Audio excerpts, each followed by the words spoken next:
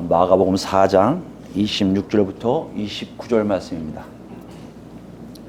우리 같이 읽겠습니다.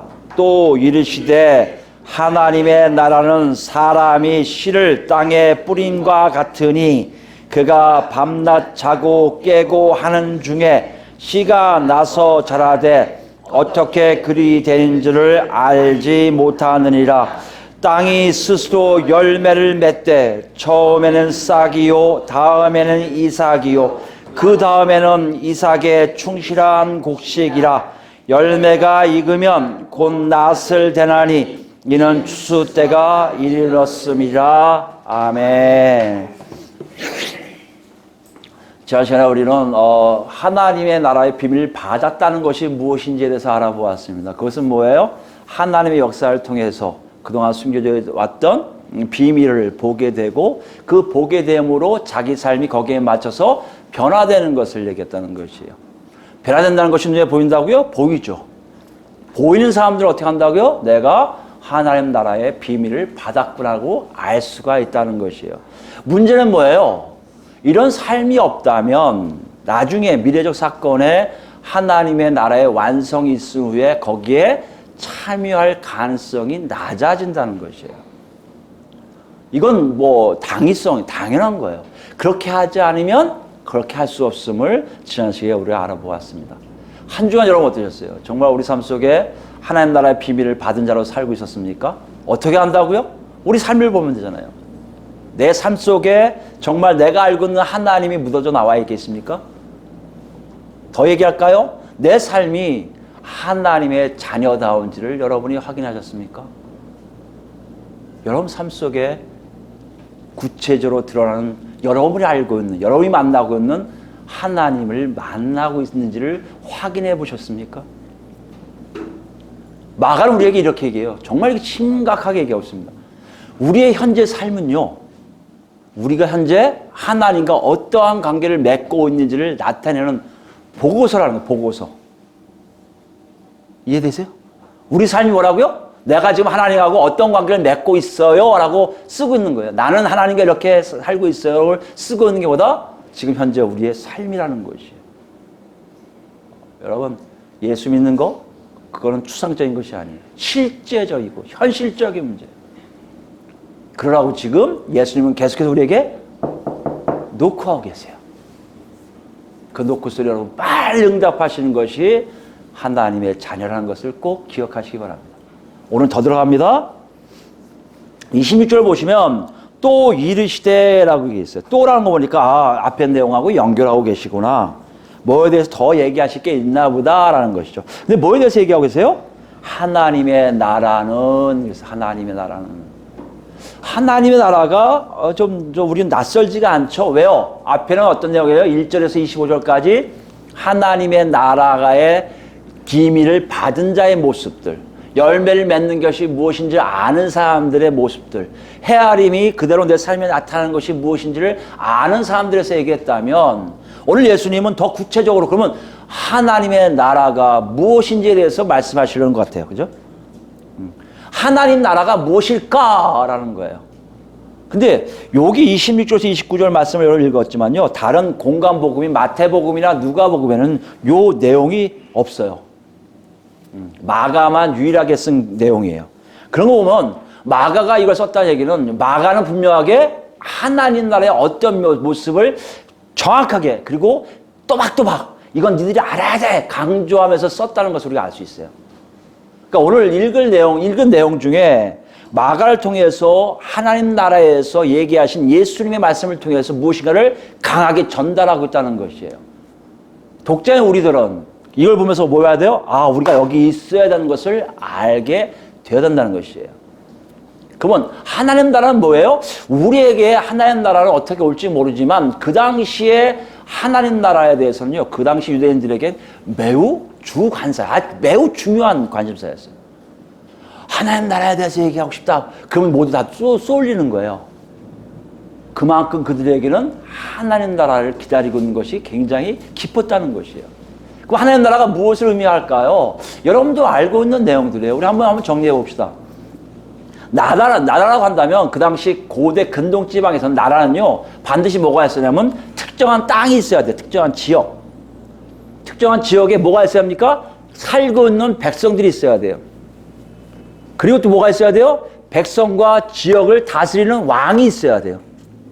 그러니까 왕이 다스리는 지역과 백성이 있는 공간, 그것이 뭐다? 나라. 우리 원래 문자적으로 하면 왕국이라는 뜻이에요. 왕국.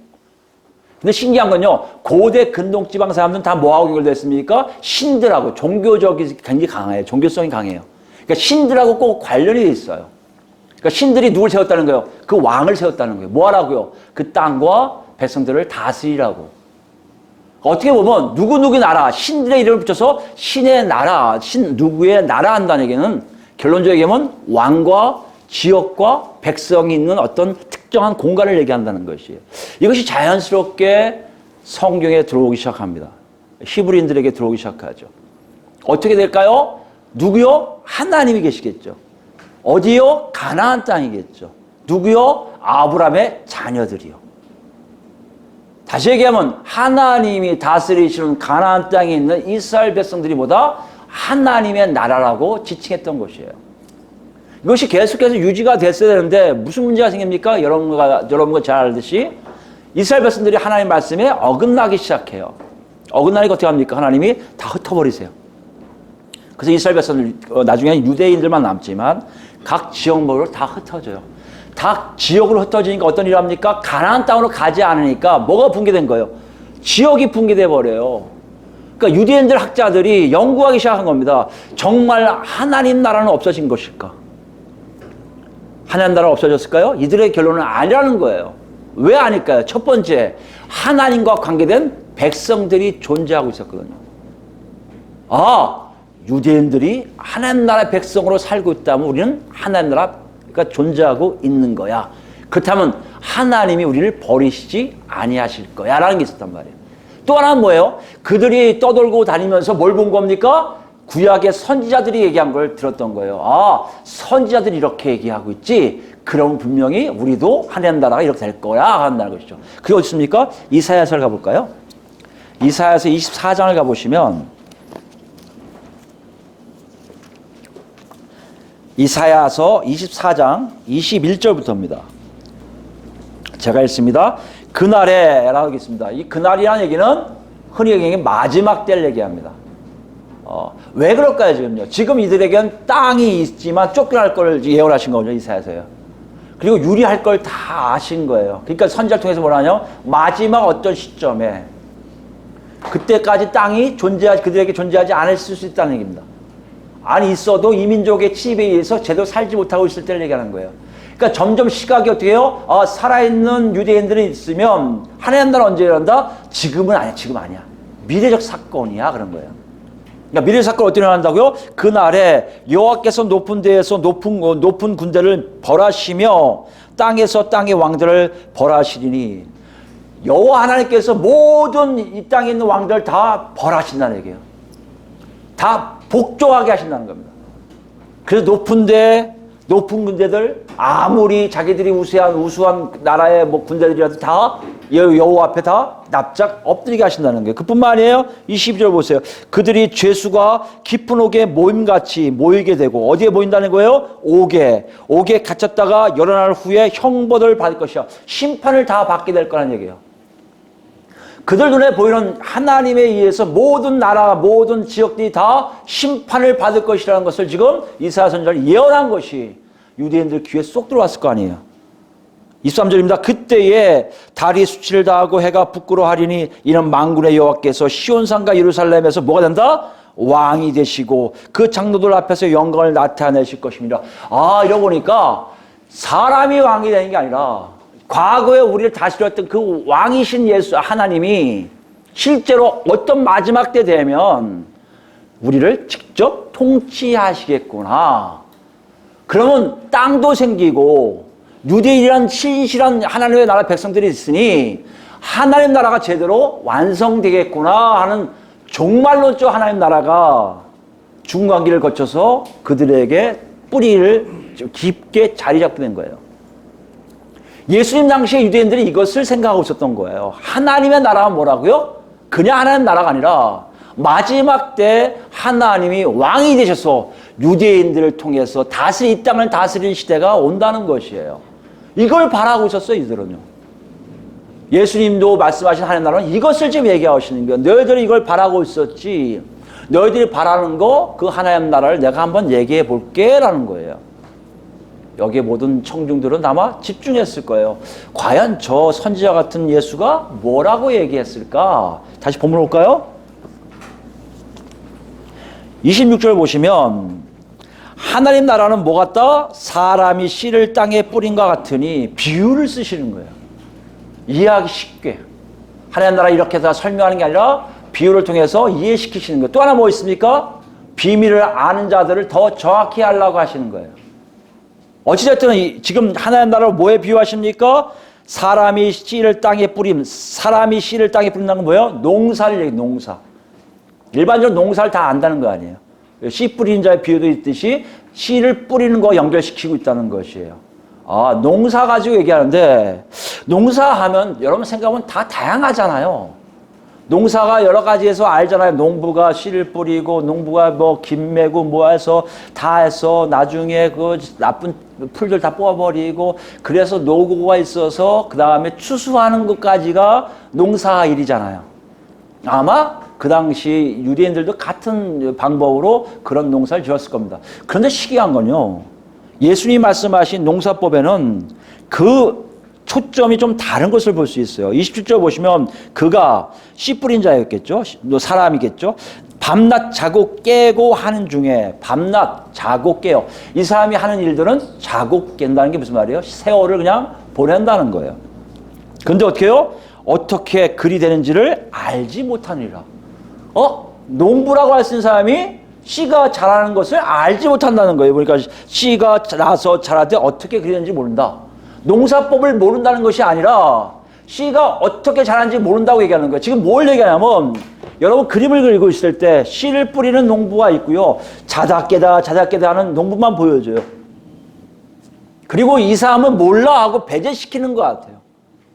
왜 그랬을까요? 이 사람의 그림은요. 자다 깨다 아무것도 하지 않아요. 이 사람이 할 수 있는 유일한 길은 자고 깨고 밖에 없어요. 그 예수님 지금 뭘 지금 클로즈업 시키는 거예요? 다른 것을 클로즈업 시킨 게 그게 뭐예요?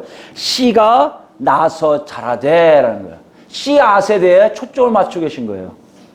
28절 보시면 땅이 스스로 열매를 맺되 처음에는 싹이요 다음에는 이삭이요 그 다음에는 이삭의 충실한 곡식이라. 보니까 농부는 자다 깨다 하는데 화면에는 뭐가 비춰져요? 땅을 비춰주는데 땅에서 싹이 나고 이삭마다 충실한 하나도 잃지 않는 30배, 60배, 100배 놀라운 결실을 맺는 곡식이 되더라 이거야. 지금 예수의 비유에는 지금 뭘 강조하는 겁니까? 농사법인데 농부보다는 뭘 강조해요? 씨앗을 지금 보여주고 있는 거예요. 무엇을 얘기할까요, 여러분? 비유에도 알듯이 농부는 배제돼 버려요. 농부가 배제된다는 게 뭡니까? 농부가 농사일을 못한다가 아니요. 내가 지금 얘기하고 있는 게 뭐다? 하나님 나라에는 누가 개입을 못한다? 사람이 개입을 못해요. 사람의 노력이 들어갈 거 아니에요. 노력도 없어요. 하는 건 뭐뿐이 없다고요? 자고 깨고 밖에 없어요. 시간이 가고 있는데 자고 깨고 밖에 없대요. 그 나머지는 누가요? 알아서 하는 것 같아도 땅, 씨는 누가 만드셨어요? 창조주 하나님이 만드셨잖아요. 하나님이 계획하시고 하나님이 실행하시고 하나님이 결과를 내는 게 뭐다? 하나님의 나라라고 지금 우리에게 보여주고 계시다는 거예요. 아니 그 당시 유대인들에게도 같이 보여주고 계시다는 것이에요. 한번 생각해 보세요, 여러분. 하나님 나라는 그런 거구나. 하나님 홀로 계획하시고 실행하시고 결실을 맺는 거구나 라고 우리 이해할 수 있어요. 그러면 우리는 쉬운데 모르겠죠. 우리도 안 쉬울 수 있겠지만 그 당시 유대인들에게 이건 굉장히 낯설 뿐만 아니라 이해가 안 됐을 거예요. 왜 안 됐을까요, 여러분? 한번 생각해 보세요. 그들은 지금 뭘 생각하고 있는 거예요? 종말론적인 마지막 때에 이루어질 하나님 나라예요. 마지막 때에 이루어질 하나님 나라를 어떻게 할 거냐에 따라서 자신들의 삶이 달라지고 있음을 알아요, 그들은요. 대표적인 두 그룹이 있는데요. 한 그룹은 여러분 잘 아시는 열심당원이에요. 열심당원은 이 땅에 사는데 이 땅을 위한 이 땅, 이 가나안 땅을 지켜야 돼요. 왜요? 이 가나안 땅에 예수님 하나님 오실 거니까. 여호와 하나님 오시기 위해서 이 땅을 지키는 거예요. 뭐 합니까? 그러니까 이민족들과 싸워요. 이민족들 싸워서 이민족을 내쫓으면 종말이 가까이 와서 하나님 우리를 다스리기 쉽게 만들겠다고 하는 마음이 있었던 거예요. 그리고 실제로 그런 일을 해요. 혁명도 하고 사람도 막 죽여요. 그게 열심당원이에요. 또 한쪽 뭡니까? 사람에 대한 거. 누구예요? 바리새인들. 바리새인들 어떤 생각하는 겁니까? 하나님이 통치한 나라에 사람이 있어야 돼. 누구예요? 신실한 유대인들이 있어야 돼. 신실한 유대인들을 키워야지. 그게 뭐예요? 율법을 준수하는 것을 강조하기 시작하고요. 자기들이 율법을 잘 지켜야 하나님 백성이니까 자기들이 하나님 나라의 백성으로서 율법을 잘 지키는 것을 모범을 사게 하고 자기들 실천하고 그 다음에 사람들에게 전도하는 거예요. 이렇게 살아야 돼. 이렇게 살아야 돼. 지금 뭐 하는 거예요? 하나님 나라가 올 때 하나님 왕이실 때 백성을 만들어내는 작업을 하고 있다는 것이에요. 어떻게 보면 열심당원이나 바리새인을 포함해서 유대인들은요 지금 하나님 나라 종말론적인 하나님 나라를 위해서 뭔가 지금 열심히 대비하고 준비하고 개입하고 노력하고 있는 거예요. 근데 예수님이 말씀에는 니들이 그런다고 하나님 나라가 오는 것이 아니라고 선언하시는 거예요. 당황스러울 거예요. 우리 어떻습니까? 우리 한국교를 한번 생각해 볼까요? 우리 사실 하나님의 나라라는 단어보다 구보다는 천국 혹은 천당이 더 친숙합니다. 그죠? 천국 아닌 천당이 친숙한데 이 천당은 어디서 왔어요? 우리 기독교에서 온 게 아니라 제가 알기로는 불교에서 왔어요. 불교에 보니까 뭐 찾아보니까 신들이 사는 궁전이래요. 천당이. 그 단어로 우리가 온 거예요. 그러니까 죽으면 가는 곳이에요. 죽어서 선하게 살면 여기서 선하게 살면 좋게 가는 곳이 천당이더라고요. 그 꼭대기가 극락이고 뭐 그렇게 돼 있더라고요. 정확하게는 우리 여러분 혹시 팩트 잘못됐으면 저한테 알려주세요 나중에. 그렇게 알고 있습니다. 천당이 그런 곳이에요. 그게 기독교로 그대로 들어왔어요. 그래서 뭐요? 예수를 통해서 죽으면 더 좋은 곳으로 가는 것이 천국으로 알고 있어요. 공간적 개념이에요. 그것이 우리 한국교회 되게 많은 사람들이 다 갖고 있는 하나님 나라의 개념이에요. 하나님 나라라고 하면 더 낯설어요. 오히려 천국이라고 얘기해야 돼요. 근데 신기한 게 뭔지 아십니까? 이 천국 가기 위해서 뭘 해야 돼요? 노력을 해요. 그래서 무진장 노력해요. 어떻게 얘기하고 계십니까? 가르침을 받을 수 있잖아요. 여기서 무엇을 해야지 이 상급에 따라 나중에 천국의 위치가 달라지고 있다고 가르치는 분들 제법 많아요. 너희가 잘못하면 아주 유명한 분들도 막 무슨 꼭대기를 만들어갖고 여기는 뭐 쥐성수한 사람들, 11조 하는 사람들 저 밑에 가고 11조 하는 사람 몇 꼭대기 올라가고 순교한 사람들 몇 꼭대기다 라고 얘기하는 사람 많아요. 그걸 뭘 얘기합니까? 천국을 그렇게 생각하고 이 땅에서 그렇게 살라는 거 아니에요. 우리도 노력을 무지해야 돼요. 우리 나름대로 뭔가를 연구해야 돼요. 개입해야 돼요. 그것이 우리의 생각이에요. 지금 뭐 하는 거예요? 사람에 대한 문제, 사람에 대한 문제. 지역에 대한 문제 없습니까? 오늘날 굉장히 많이 생겼어요. 한국교회 연다고 더 적극적으로 대처해요. 뭐 하는 겁니까? 하나님 나라를 보호하려고 했어요. 천국을 보호하려고 했어요. 이 땅, 이 한반도 땅을 뭘로 만들자? 성시화하자. 이 한반도를 뭘로 만들자? 천국으로 만들자는 거예요. 그리고는 악한 세력들 다 처분해야겠다는 거예요. 되게 세졌어요, 한국교회가요.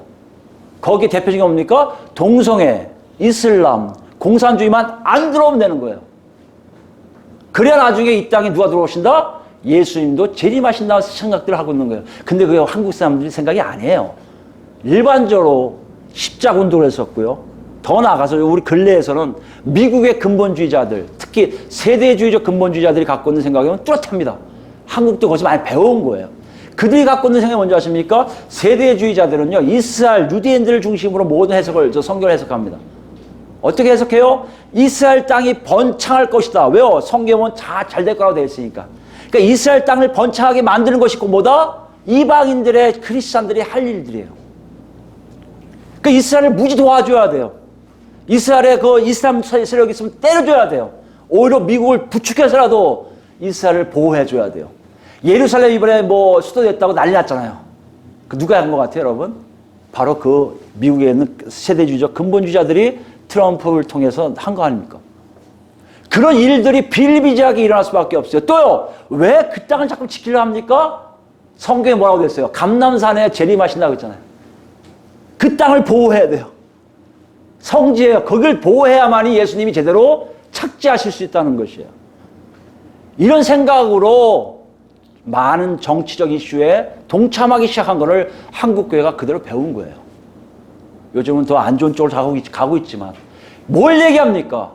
한국 사람들 지금 마음속에는 하나님 나라를 내가 보호하고 뭔가를 해야만이 나도 그 안에서 참여할 수 있다는 생각들 갖고 있는 거예요. 오늘 말씀이 뭐라고요? 그런 거 없다는 거예요. 인간의 노력, 인간의 개입, 인간이 하는 모든 것들 때문에 하나님 나라가 번성하고 한다? 그런 거 없다는 것이에요. 다 배제시키세요. 인간이 할 수 있는 모든 걸 다 배제시키세요. 왜 그럴까 여러분? 아직도 많은 목사님들 중에 그렇게 하십니다. 여러분이 하나님을 도와주셔야 됩니다. 하나님께 기회를 제공해야 됩니다. 여러분이 말을 안 하면 어떻게 성령께 역사할 수 있어요? 여러분이 전도하지 않으면 어떻게 하나님이 사람들을 구출시킬 수 있습니까? 여러분 하나님 나라의 왕성을 위해서 도와주셔야 된다고 얘기를 많이 해요. 그런데요, 우리는요 완벽한 사람들이 아니에요.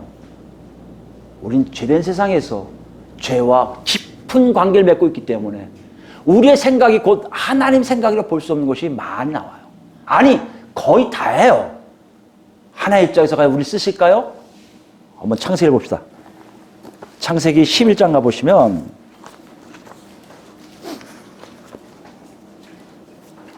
(11장) 1절부터 오시면 여러분 잘 아시는 내용이에요. 이건 여러분이 알지만 노아 홍수 심판 이후에 노아의 후손들을 번성시키세요. 여러분 생각해 보세요. 노아의 후손이 뭡니까? 심판을 벗어난 사람들이에요. 그러니까 하나님 잘할 거 아니에요. 하나님 뜻대로 살려고 해 몸부림칠 거 아니에요. 근데 그들에게 어떤 사건이 하나 터집니다. 그게 11장에 독특하게 나와 있는 사건이에요.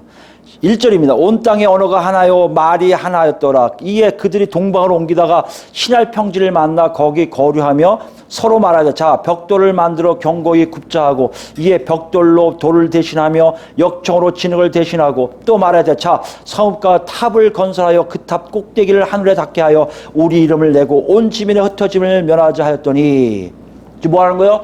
자기들만의 어떤 것을 모여서 합의를 보는 거예요. 이게 무슨 분명히 하나님 뜻이 있을 거야. 우리 이렇게 합시다. 하나님 만나서 하나님의 이름을 가지고 합시다 할 수 있을 거예요.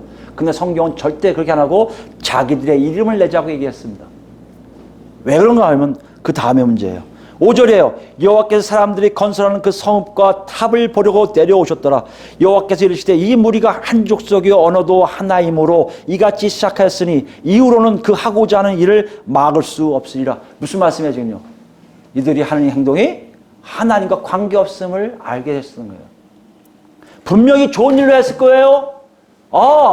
하나님의 뜻이 있어. 우리 하나님 일을 높일 수 있어. 탑을 만들자. 탑 만들어서 뭔가 우리를 같이 잘 화합하면 과거에 노아가 방주 만들 때 분열했던 그런 것이 없을 거야. 뭐 이렇게 할 수도 있을 겁니다. 지도자들이. 그런데 여기 보니까 뭐예요? 하나님 뜻이 아니에요. 그리고 얘기하시기를 그들이 하나 돼서 그렇다. 언어가 하나 돼서 그렇다. 그 다음에 보세요. 7절이면 자 우리가 내려가서 거기서 그들의 언어를 혼잡하게 하여 그들이 서로 알아듣지 못하게 하자 하시고 여호와께서 거기서 그들을 온 지면에 흩으셨으므로 그들이 그 도시를 건설하기를 그쳤더라. 그러므로 그 이름을 바벨이라 하니 이는 여호와께서 거기서 온 땅의 언어를 혼잡하게 하셨음이라. 여호와께서 거기서 그들을 온 지면에 흩으셨더라. 여기 보시면 알겠지만 하나님 뜻은 뭡니까? 사람들을 온 지구 땅에 다 흩으시는 게 하나님 뜻이었어요. 하나님 나라는 뭘까요, 그럼요? 사람들이 흩어진 대로 가는 것이 하나님의 뜻이었어요. 근데 인간이 주체가 되니까 그 일을 안 해요. 여러분 착각하지 마세요. 우리가 하나님의 뜻을 따라서 하면 하나님 기뻐하시는 일만 할 거라고 생각하지 마세요. 하나님 더 잘하세요. 그래서 사람들을 개입 안 시키세요. 사람들 멀리 하세요. 이 이후의 사건들 보세요. 하나님 직접 하세요. 하나님 직접 하시면서 가끔가다 모세에게 살짝 보여주시고 누구에게 살짝만 보여주시지 절대 모든 날짜를 예측하는 것을 다 금하세요. 하나님의 나라는 이런 것이었어요. 왜요? 하나님이 우주 만물을 창조할 때 그런 계획을 창조하였으니까. 하나님 홀로 계획하신 것을 홀로 실행하시고 홀로 결심 맺는 삶으로 모든 사람들이 다 맞춰져 살기를 원하셨던 거예요. 모든 지면에 흩어져서 하나님이 누구심을 스스로가 알게 하는 일들을 하기를 원하셨던 거예요. 그러나 사람들은 그렇게 하지를 않아요. 사람들은 자기 식대로, 자기 생각대로. 더 재밌는 거는 여기 나와 있는 이 잔재들 가지고 지금 인류학자들이 칭찬을 해요. 어떻게 그 당시 사람들은 저렇게 놀라운 건물들을 만들었을까? 하나님 지금 뭐라 하는데요? 저거 부셔야 되는데. 이게 인간이에요. 이런 인간 속에 뭐 한다고요? 절대 하나님이 하나님 나라 속에 사람을 개입시킨다고요? 노력하게 하신다고요? 아니요! 사람들이 유일하게 할 수 있는 일은 하나님의 뜻대로 그냥 순종하는 일밖에 없어요. 자고 깨고 자고 깨면 되는 거예요. 여러분 그럼 어떻게 하라는 얘기입니까? 아마 유대인들이 그랬을 거예요. 아니 아무것도 하지 말고 열심당으로도 하지 말고 율법 지키는 일도 하지 말고 뭐 하라는 얘기예요 했을 거예요. 여러분. 여러분도 그런 질문 하지 않습니까? 그럼 우리가 하나님 나라의 백성으로 미래적 사건에 그 종말론 하나님 나라에 들어가려면 우리가 뭘 해야 돼요? 라고 질문할 거 아니에요. 그래서 예수님이 우리에게 힌트를 주십니다. 다시 본문 볼까요? 27절, 28절 보시면요. 씨앗에 중점을 뒀다고 말씀드렸잖아요. 씨앗에 중점을 두면서 씨앗이 갖고 있는 동사들이 나오는데 27절에 나서 자라되 28절에 열매를 맺다가 나와요.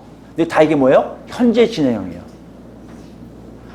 헬라어 문법에서 현재형 진행이라는 것은 시간을 얘기하지 않아요. 상태를 얘기해요. 계속성을 얘기해요. 계속성.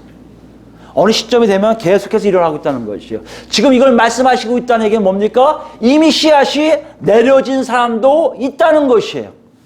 내려진 사람이 있다면 뭐예요? 그 사람에게는 드디어 너희들이 볼 정도로 변화가 일어나는 삶이 있을 거라는 것이에요. 무슨 말씀이에요?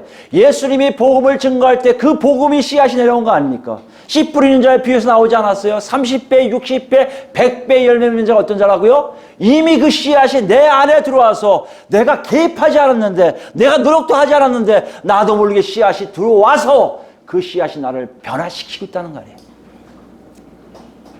그걸 지금 놓고 하고 계시는 거예요. 너희들 노력하고 너희들 개입하고 내가 미래 사건에 의해 하나님 나라를 위해서 내가 이걸 하겠다 이런 생각하지 말고 지금 이 시간에 네가 그 안에 들어가 있는지 아닌지를 확인하라고 말씀하세요. 어떻게 하냐고요? 이미 내 안에 씨앗이 들어왔다면 싹이 날 것이고 이 싹이 날 것이고 곡식을 하나 둘 맺고 있을 거라는 얘기예요. 근데 특이한 게 있어요. 29절 말씀이에요. 29절 말씀 보면 우리나라 또 접속사가 빠졌어요. 번역에. 그러나가 있어요. 그러나.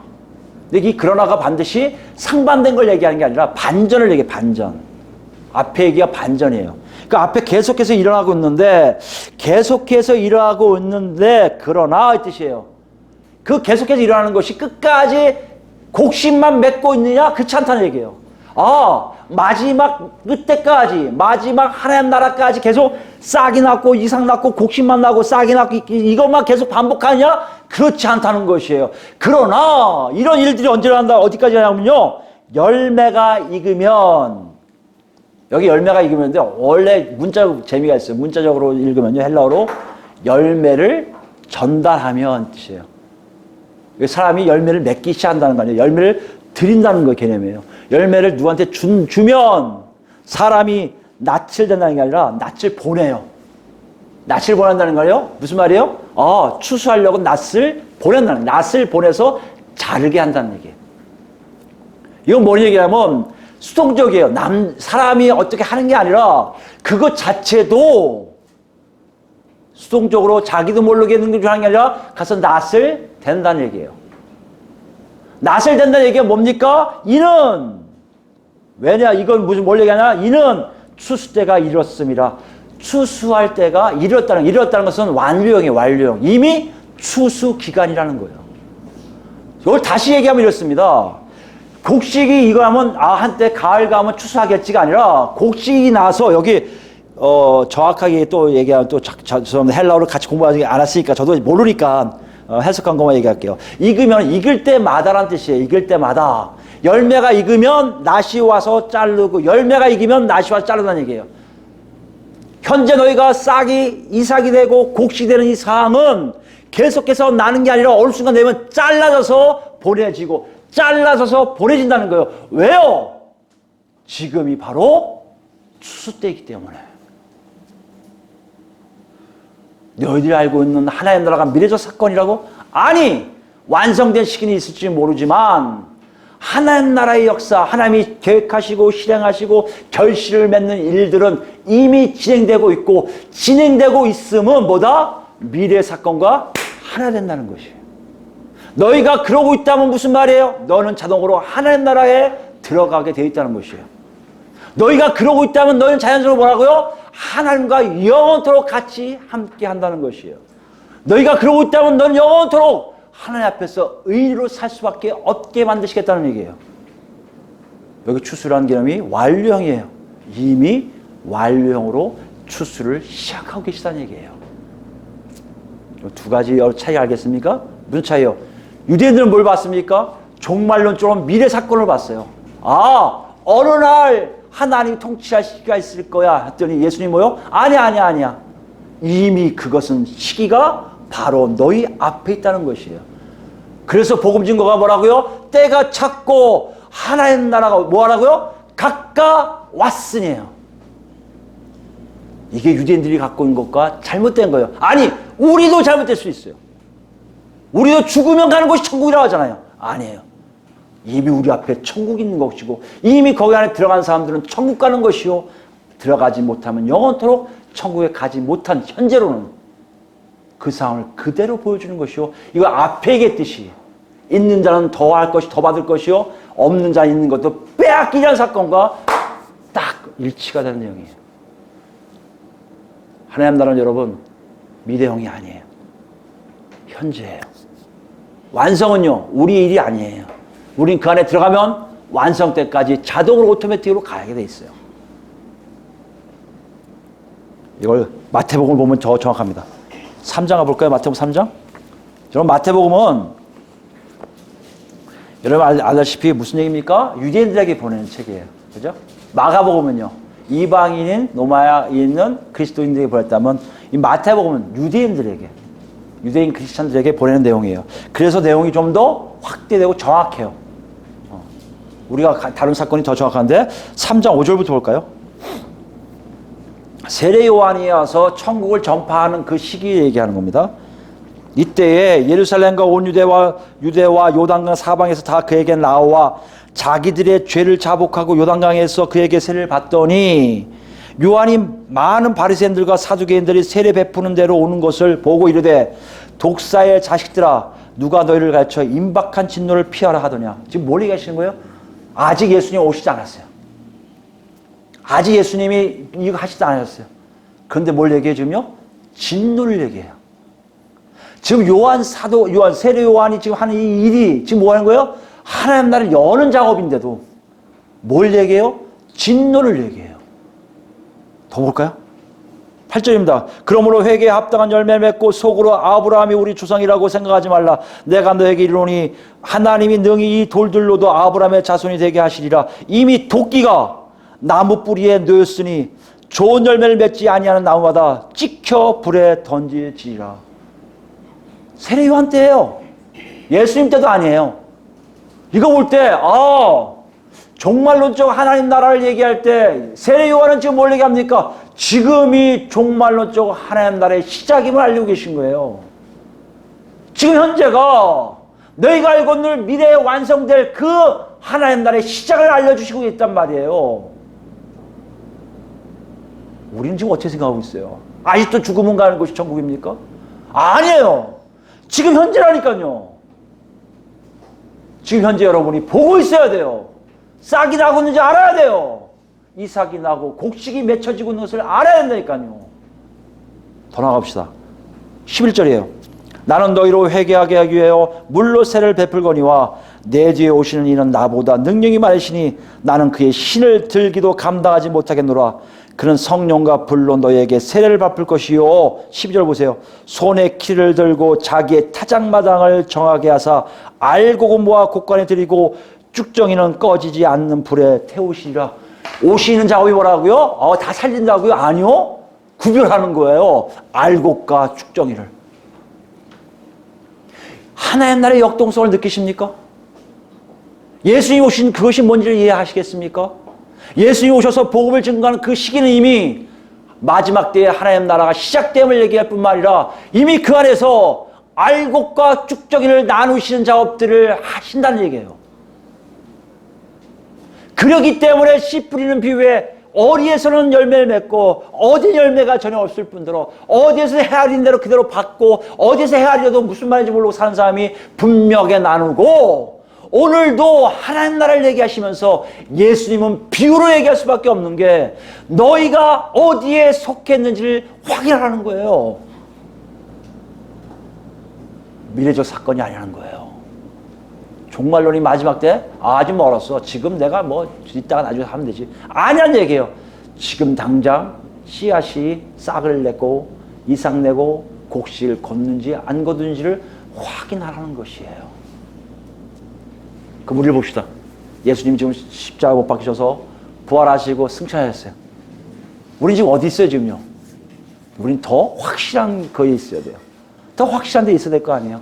유대인들에게 이 정도 얘기했다면 우리는 더 확실한 쪽에 있어야 될 거 아니에요. 정말 그렇습니까? 저 노력하는데요. 저 하나님 나라 들어가는 노력하는데요. 아니 노력 중요한 게 아니라니까요. 개입하고 아니야. 저 반대하는 거 그 반대한다고 여러분 구원받은 거 아니에요? 천국 가는 거 아니에요? 그 뭐가 중요해요? 여러분 상태가 정말 그런 변화된 싹 이삭 곡식의 상태로 변화되고 있는지를 확인하는 것이에요. 그럼 뭐 해야 돼요, 여러분? 여러분이 처음부터 바뀌어야죠. 뭐가 바뀌어야 돼요? 땅에서 씨앗이 내렸는지 아닌지를 확인하셔야죠. 이걸 베드로전서를 볼까요? 베드로서에서 이렇게 표현하고 있습니다. 1장입니다. 1장 18절 보실까요? 오늘 읽는 성경에서 있는 이 말씀을 실제 언어로 여러분 들으시기 바랍니다. 체험적인 언어로 들으시기 바랍니다. 이거는 그냥 교리적인 거니까, 이건 글자적인 거니까 난 그렇게 생각하지 않을 거야. 이게 아니라 이들이 체험에 의해서 자기가 실제 언어를 쓰고 있다고 생각하세요. 누구를 설득시키려고 한 게 아니에요. 여러분 성경을 착각하지 마세요. 설득시키려고 하는 게 아니에요. 예수 믿어서 하나님 나라를 체험한 사람들이 자기 언어로 직접 쓴 것이 성경이에요. 이들의 이 단어 하나하나가 굉장히 우리에게 중요한 것을 이해하시기 바랍니다. 18절에 1장 18절입니다.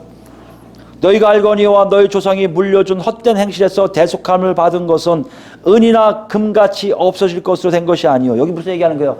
은이나 금은요, 세상에서 가장 가치가 있는 거예요. 세상에 가치 있는 것으로 너희가 대속된 게 아니라는 얘기예요. 악한 행실에서 넘어올 때 세상의 의도로, 세상의 기준으로, 세상의 원리로 너희가 넘어온 것이 절대 아니라는 거예요.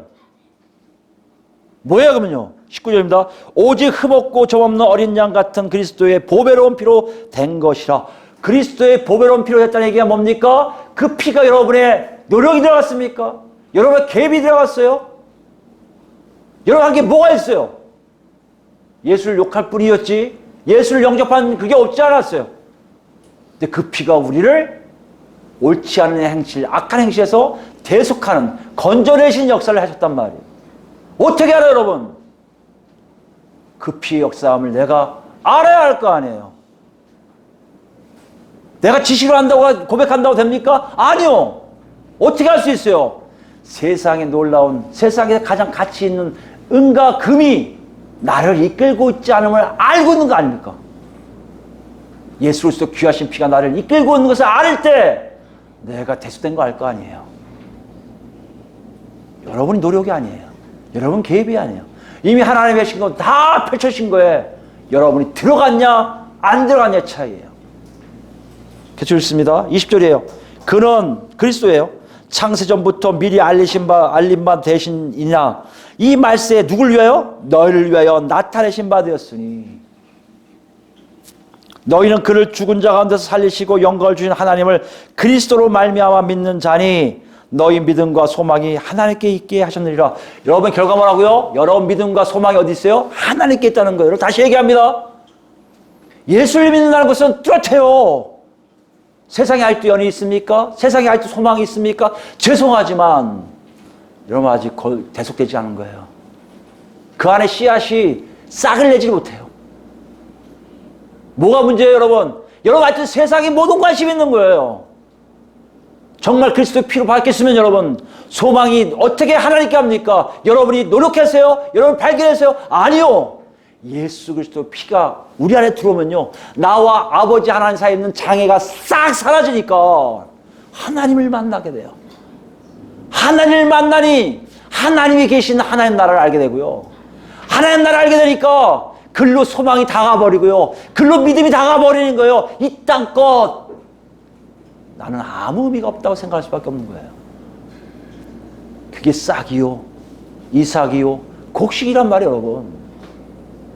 예수를 믿는다는 게 이거예요. 예수를 그리스도로 믿는다는 게 이거입니다. 하나님의 역사를 내가 인정한다는 거예요. 아니, 하나님의 역사를 봤다는 거예요. 아니, 내가 하나님 역사에 내가 휩쓸려 들어가 나도 모르게 그런 삶을 살고 있다고 고백하는 거예요.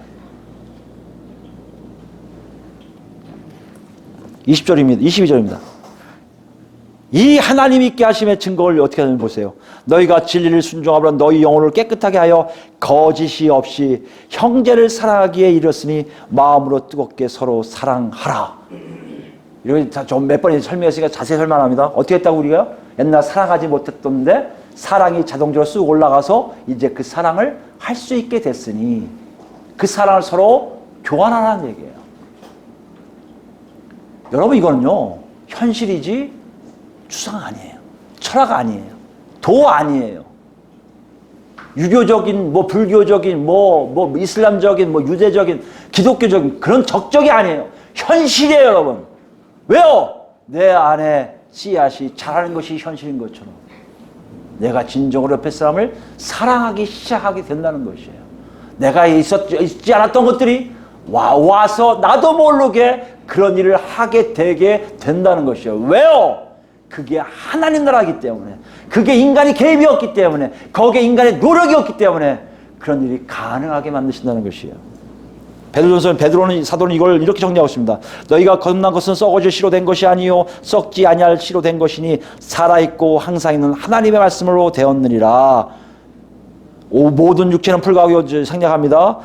25절 있습니다. 오직 주의 말씀은 세토록 있도다 하였으니 너희에게 전한 복음이 곧 이 말씀이라. 복음의 씨앗이 여러분 안에 들어왔다면 여러분은 분명히 뒤바뀌었을 거예요. 예수님이 지금 이걸 얘기하시는 거예요. 니들이 하나님 나라 백성이라 하나님 나라 백성답게 살려고 노력하겠다, 어떻게 하겠다. 그게 아니라 이제 그게 아니야, 얘들아. 네가 들어왔는지 아직도 밖에 있는지를 확인하는 거예요. 들어왔다면 너희도 모르게 이 안에서 바뀌어져 있으면 할 거라는 것이에요. 이 안에서 바뀌어져 있으므로 자기도 모르게 그 안에 살려고 뭐 할까요 하고 있다는 것이에요. 하나님, 제가 이렇게 할 테니까 저 좀 도와주세요. 이게 아니라 뭐 할까요가 된다는 얘기예요. 하나님이 하라면 하고요, 안 하라면 안 한다는 얘기예요. 그게 등불이에요. 예수 그리스도를 따라하는 거예요. 등불이 비추는 데를 보는 거예요. 여기 있다 저기 있다 알게 하시는 거예요. 그러니 내 삶이 내가 없이 오직 예수 그리스도를 통해 내 삶이 나오는 일들이 하나둘 전개된다는 거 아닙니까? 요한계시록 볼까요? 요한계시록 22장에 요한 사도의 놀라움을 고백을 보십시오. 22장 12절 말씀부터요. 요한 사도를 통해서 하나님이 쫙 보여준 다음에 요한 사도가 이걸 쫙 정리한 거예요. 예수님이 말씀하신 음성을 들으면서 정리한 겁니다. 이 12절 말씀 보시면 보라 내가 속히 오리니 재림하시겠다는 거예요. 내가 줄 상이 내게 있어 각 사람에게 그가 행한 대로 갚아주리라. 상이 있다는 얘기는요, 잘 들으세요. 상은요, 하나님이 어찌든 간에 하나님만이 갖고 있는 뭐예요? 우리 노력과 상관없어요. 우리의 행한 바에 갚아준다? 이거 잘 기억하세요. 내가 뭐 하니까 된다? 왜요? 13절 보세요. 나는 뭐요? 알파 오메가예요. 시작을 내가 했다? 끝나는 것도 예수님이 하시겠다는 거예요. 설명하세요. 처음과 마지막이에요. 시작과 마침이에요. 여러분, 예수 때문에 여러분 시작됐습니까? 과정도 예수 때문에 가셔야 되고요. 마침도 예수로 가야 돼요. 여러분이 나오면 안 돼요. 여러분이 뭐 이렇게 하면 안 돼요. 하나님 나라는 그런 것이 아니에요.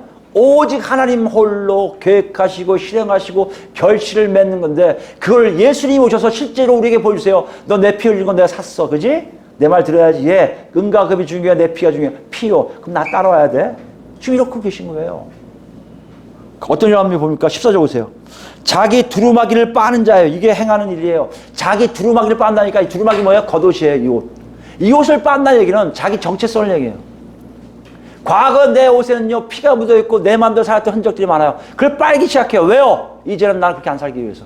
나 누굴 위해 사는 거예요? 하나님 예수 그리스도를 위해 살아요. 예수님만 쫓아가면 살 거예요. 그래서 하나씩 빨아요.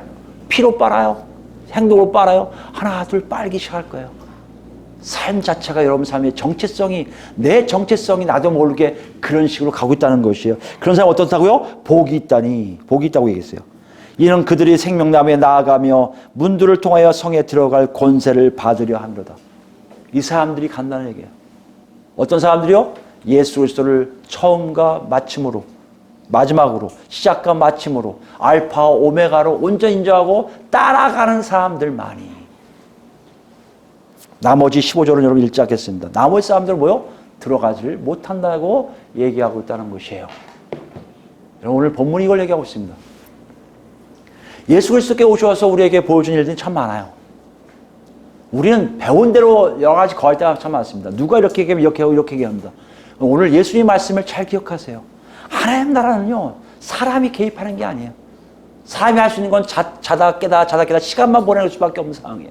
왜요? 우리가 할 수 있는 일은 아무것도 없었기에 예수님 오신 거예요. 문제는 뭐예요? 내가 하나님 나라를 위해서 뭔가 하겠다? 그런 생각 갖지 마세요. 여러분이 할 수 있는 유일한 길은 뭐예요, 지금요? 내가 그 안에 속했는지 아닌지를 확인하는 것뿐이 없어요. 여러분 이거 속해 있습니까? 그럼 여러분 싹이 보일 것이고 이삭이 보일 것이고 곡식이 보일 것이고 하나님의 종말로 하나님 나라가 여러분의 소망으로 점점 가까이 와 닿을 거예요. 그렇지 않습니까? 여러분 아무것도 안 보일 거예요. 아니 내 뜻대로 하고 싶을 거예요. 하나님 나라도 내가 얘기하고 싶을 거예요. 하나님 나라도 이렇다고 얘기하고 싶을 거예요. 내가 내 방식대로 사는 것이 곧 하나님 나라가 되길 원할 거예요. 그것은 하나님 나라가 아니에요. 그건 여러분과 제 나라예요. 그곳을 가는 곳은 그곳으로 끝나요. 오늘 본문 속에 여러분 어디 계십니까? 정말 속해 계십니까? 아직도 밖에 계십니까? 밖에 계신 자를 녹화하세요. 들어올래? 들어와. 내가 다 해놨다니까. 아버지가 하시는 거야. 내 아들 다 죽게 하고 부활하고 다 깔아놨어. 들어오면 돼. 들어와. 들어와서 딴 거 할 생각하지 말고 나만 쫓아와. 예수만 쫓아가. 성령만 쫓아가. 훈련이 안 됐다고? 지금부터 하면 돼. 하나, 둘. 여러분 과거 예수 믿었는데 지금은 그렇지 않습니까? 어디서 놓쳤는지 보셔야 돼요. 뭐에 놓치신 거예요, 여러분? 여러분이 뭔가 하고 싶었어요? 이제 그거 하지 마세요. 멈추세요. 예수님의 음성 들으세요.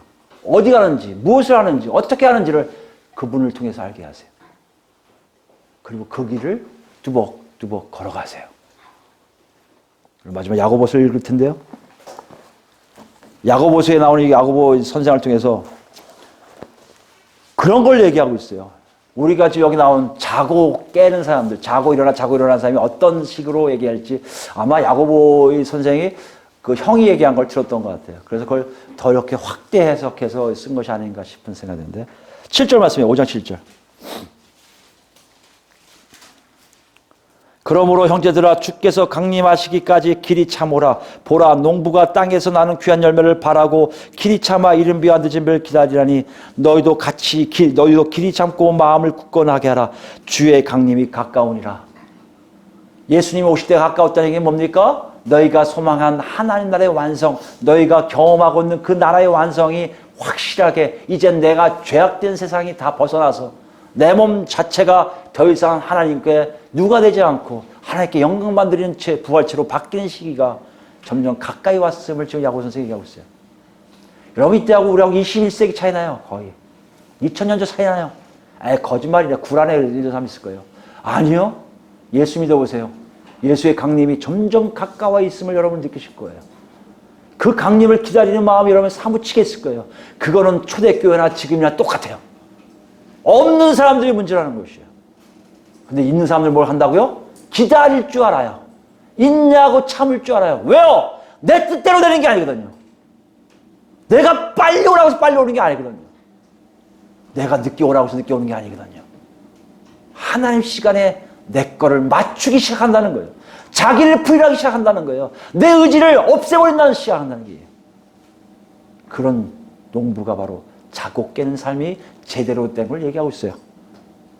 9절입니다. 그러면서 어떻게 하라? 형제들 서로 원망하지 말라. 그리하여 심판을 면하리라. 보라 심판주가 문 밖에 계시니라. 똑같이 얘기해요.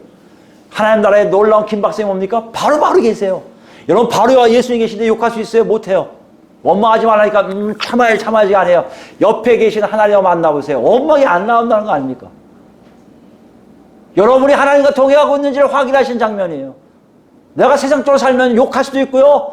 가서 때려주고 싶은 분도 많고요. 아니 내 맘대로 속이고 거짓말하고 남을 다 긁어 모아서 나만 잘 살고 싶은 거 있을 거예요. 그러나 옆에 심판주가 계시다면 여러분 아마 먹었던 거 토할걸요? 아이고 잘못 먹었네요. 제가 먹겠습니다. 내가 그때 때린 거 용서하세요. 이거 가져가세요. 뭘 얘기해요? 하나님 나라의 역동성을 얘기해요. 지금이에요. 지금 그런 일이 일어날 수밖에 없어요. 여러분과 제가 하나님의 심판주가 바로 옆에 계신 걸 안다면 하나님 나라는 그런 곳이에요. 10절입니다. 형제들아 주의 이름으로 말한 선지자들을 고난과 오래 참음의 본을 삼으라. 보라 인내하는 자를 또 인내에 되시게 합니다. 우리가 복되다 하나니 너희가 욥의 인내를 들었고 주께서 주신 결말을 보았거니와 주는 가장 자비하고 긍휼히 여기시는 이시니라. 인내하는 자에게 반드시 뭔가를 주신다는 거예요. 인내한다는 의미는 뭘 받기 위한 것이 아니라 그걸 아는 사람들만이 인내하는 것이고 그걸 아는 사람들에게 하나님이 거기에 상응하는 하나님의 칭찬과 의와 존경을 주신다는 거 아니에요. 12절 마지막입니다. 내 형제들아 무엇보다도 맹세하지 말지니 하늘로나 땅으로나 아무 다른 것으로도 맹세하지 말고. 이거 무슨 말이냐면 유대인들은요 뭘 얘기할 때마다 내가 하나님께 맹세한다. 나 주 앞에 맹세해. 내가 하나님의 저 성전 앞에 맹세해. 이런 얘기를 많이 해요. 왜요? 자기 생각을 주장하기 위해서, 자기 얘기를 확대시키기 위해서, 자기 얘기를 확고하게 하기 위해서 이런 거 하지 말라는 거예요. 자기 생각이 있는 대로 하나님과 연결시켜서 하지 말라는 거예요. 왜요? 그때는요 하나님 나라의 역동성은요 예요 아니오만 있다는 것이에요. 볼까요? 오직 너희가 그렇다고 생각하는 것은 그렇다 하고 아니라고 생각하는 것은 아니라 하여 정죄받음을 면하라. 정죄받는 게 뭐예요? 네 생각 따라 사는 것은 하나님 나라가 아니라는 얘기예요. 자기 생각 주장하려고 내 뜻에 따라서 내가 앞에서 얘기하는데 내가 이거 안 하면 하나님 나를 버리실 거야 뭐 이렇게 이상한 얘기하면서 하지 말라는 거예요. 무슨 얘기냐면 하나님이 그렇다면 그렇고요 하나님이 아니라면 아니만 하는 거예요. 무슨 얘기합니까? 하나님 나라의 역동성은 바로 눈앞에서 펼쳐지고 있음을 알라는 것이에요. 성령 안에서 여러분이 그렇게 살고 있어야 한다는 것이에요. 여러분 우리를 보시기 바랍니다. 성경은 우리하고 너무 거리가 멀죠? 왜요? 지금 우리는 하나님 나라를 모르고 있었던 거예요. 내가 뭐 하면 될 거라고 생각할 착각을 자꾸만 할 수 있을 거예요. 세상의 논리예요. 하나님 절대 우리를 의지하지 않으세요. 하나님 절대 우리를 믿지 않으세요. 단지 우리를 사랑하실 뿐이에요. 우리를 위해서 뭔가를 다 하실 뿐이에요. 이제 우리가 할 일은요 그 안에 속하는 것 뿐이에요. 그 안에 들어가는 것 뿐이에요. 그리고 아장아장 걷듯이 싹에서 이삭으로 이삭에서 곡식에서 고식에서 추수될 때까지 하나 둘 밟는 것밖에 없어요. 이제 우리 안에 보시기 바랍니다. 인내하고 계십니까? 옆에 사람들 뭐 하지 않습니까? 심판주가 옆에 서서 모든 삶을 조심하십니까? 더 중요한 것은 내 안의 삶 속에서 하나님과 관계된 것 아는 것만 하고 모르고 제가 오해하는 건 안 하는 그런 분명한 여러분의 삶이 있습니까? 하나님 나라는 이렇게 역동적이고 실제적이고 현실적이에요. 이런 하나님 나라에 여러분 다 속해서 나중에 여러분 다 정말 알곡으로 창고에 들여진 역사가 여러분 개개인에 있어서 자기들 원래 할렐루야 찬양하면서 가는 우리가 모두 되기를 예수 그리스도로 축원드립니다. 아멘.